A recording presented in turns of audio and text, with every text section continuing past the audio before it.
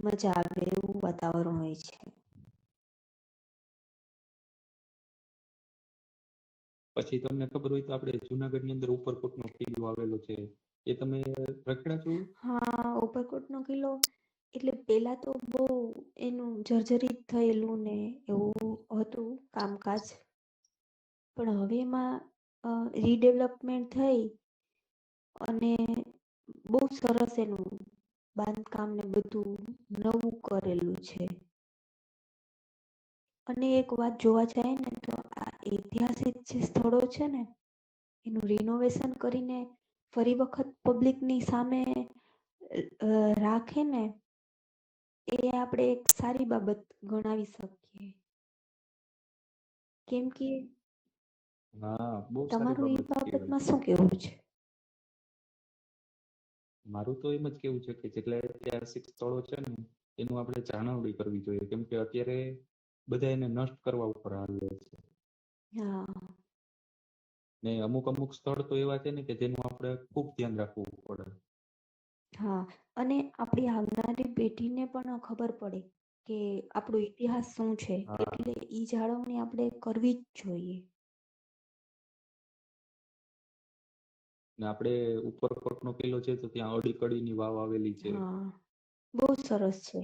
હા, બહુ જોઈ એટલે તમે? બહુ સરસ આપણે કહી શકાય.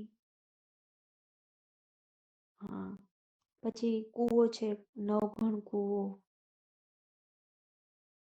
પછી પેલાના હા, સમયમાં રાજા મહારાજા કેવી રીતે બધું અનાજનો સંગ્રહ કરતા અને મતલબ બહુ આપણે આમ જોવા જઈએ ને તો આપણને મજા આવે એવું અને રસપ્રદ વાત કહેવાય એવી કે જાણીને આપણને મજા હા. આવે. ને અમુક અમુક તો બિલ્ડિંગ જે અત્યારે નવી બનાવી હોય તો એ નબળી પડી ગઈ, પણ આ જૂની બિલ્ડિંગ તો એવી છે કે હજી અડીખમ આપણી સામે ઊભી છે.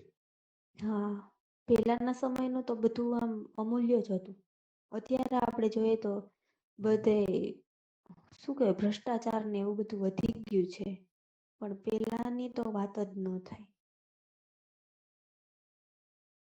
પછી તમને ખબર હોય તો સાદરાની અંદર આપણે ગાંધી બાપુનો આશ્રમ આવેલો છે. હા, એને એક મુલાકાત લીધી તમે? હા, ત્યાં પણ મતલબ ગાંધી બાપુનું વિચારધારણા એવી હતી કે વિદ્યાર્થીઓએ છે ને હા, ગામડામાં રહીને શિક્ષણ લેવું જોઈએ. એટલા માટે એણે હા, સાદરામાં વિદ્યાપીઠની સ્થાપના કરેલી. હા, અને ત્યાંનું વાતાવરણ પણ અચ્છા. સવારે પ્રાર્થના સમૂહ પ્રાર્થનાથી શરૂઆત થઈ અને આખો દિવસ બહુ સરસ આપણે મતલબ જીવનમાં આગળ વધવા માટે એમ કહી શકાય ને કે આપણું ઘડતર સરસ રીતે થઈ શકે એવું ત્યાં વાતાવરણ છે. હા, પછી મેં એક મુલાકાત લીધેલી છે હા, કે જે સ્થળ ખૂબ જ પ્રાચીન છે હા, અને બહુ ઓછા લોકો ત્યાં ગયા હોય હા, એવું સ્થળ છે કે જે ઉનાની અંદર આપણે ગુફા આવેલી છે કે જ્યાં શંકર ભગવાનના હા, શિવલિંગ નાના નાના કેટલાક બધા છે. ને જેને હજી કોઈ ત્યાં હા, જાણતું નહીં હોય, પણ આ તો શું લોકલ આપણે ગામના લોકો હોય ને હમ, એના દ્વારા મને ખબર પડી. હા, ને અમુક હા, વાત અમુક તમે જોવા જઈએ ને તો અમુક સ્થળ તો એવા છે કે જેની આપણને ખબર જ નથી કે આપણી બાજુમાં આવું સ્થળ છે કે જેનું એટલું પ્રભાવ વાળું છે. હા, હા. હું તમારી આ વાત સાથે એકદમ સહેમત છું. કેમ કે પછી અત્યારે જોવા જાય ને તો સોશિયલ મીડિયા દ્વારા આપણને આ જે બ્લોગ ને રીલ્સ ને બનાવતા હોય ને ટ્રાવેલર એના દ્વારા આપણને અમુક સ્થળો હા, જે હજી સુધીમાં બહાર નથી આવેલા અને જે લોકોને જાણકારી હોય ને ઐતિહાસિક હા, કહાની જેની પાછળ છુપાયેલી હોય ને એવી એ લોકો સમક્ષ રજૂ કરતા હોય છે. હમ, એક સારી બાબત કહેવાય. સોશિયલ મીડિયાનો સદુપયોગ પણ થાય અને લોકોને એ સ્થળની જાણકારી પણ મળે.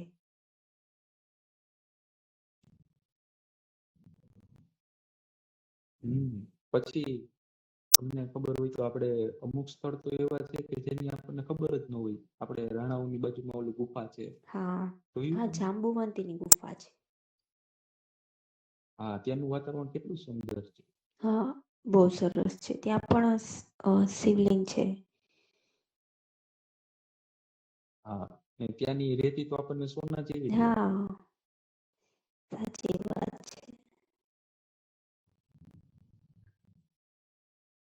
પછી ત્યાં પાછળ એક ઘડિયાળ વાળો રૂમ છે, ત્યાં નકળી ઘડિયાળ જ છે ટીંગાડે. હા હા હા, મને યાદ છે. હું પણ ત્યાં ગયેલી છું. પછી બાજુમાં બગીચો છે, તો ત્યાં છોકરાઓ કેવા રમતા હોય. હા, સાચી વાત છે.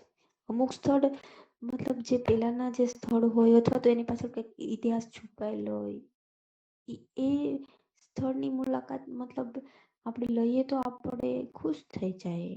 એમ થાય કે હજી હા, ને થોડો સમય અહીંયા વિતાવ. ઇતિહાસની વાત કરીએ. ઇતિહાસની વાત કરીએ તો ઇતિહાસ તો ગુજરાતના ગામડાની અંદર એક મંદિરની અંદર નો નોખો ઇતિહાસ છે. હા કે જે આપણે ગમે એટલું જાણીએ કે રખડીએ તોય આપણે ભેગું ન કરી શકીએ, એટલો ઊંડો ઇતિહાસ છે. હા, સાચી વાત છે. પછી તમને ખબર હોય તો આપણે ગુજરાતની ભાગોળે આપણે ગામ આવેલું છે પોરબંદર. તો હા પોરબંદર ની અંદર કીર્તિ મંદિર, તારા મંદિર ને કેટલું સુંદર છે. હા હા, અને મને તો એ જ વાતની ખુશી થાય છે કે આ કીર્તિ મંદિર છે અથવા તો આ ગાંધી સ્મૃતિ કે જે પેલાના વખતનું હજી સુધી જાળવી રાખેલું છે, અને હજી લોકો જાળવી રાખે એવી જાગૃતિ એમાં ફેલાય, એ જ આપણા માટે સારી બાબત કહેવાય. હા હા, સારું કહેવાય. તમારી હારે વાત કરીને બહુ મજા આવી. હા, મને પણ.